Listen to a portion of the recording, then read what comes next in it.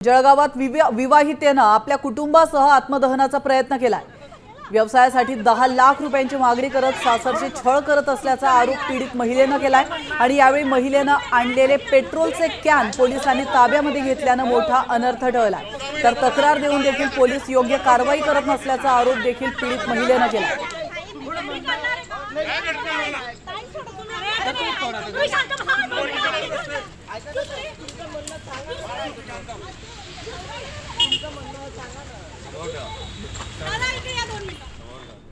FIR दाखल झाली। माझ्या एकमेव फक्त 498 मध्ये आजपर्यंत 4 ते 5 तपास अधिकारी चेंज झाले। एका खुनाच्या आरोपामध्ये एवढी चेंज होत नाही। आता माझी एफआयआर दाखल होऊन 6 महिने होऊन गेलेत।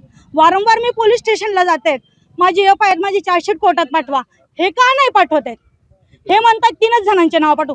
तुम्ही का 3 जणांचे नाव पाठवणार? जेव्हा कोर्टामध्ये पुरावे द्यायची वेळ येईल तेव्हा मी आहे ना खंबीर। मी जर नावं घेते तर मला कळतंय ना कोणाचे पुरावे द्यावे लागतील आणि चुकीचा आरोप मी कधी कोणावर करणारच नाही। मला पटत नाही। शेवटी माझ्या आईने तिच्या मुलीला न्याय मिळावा म्हणून आज आत्मदहनाचा प्रयत्न केला।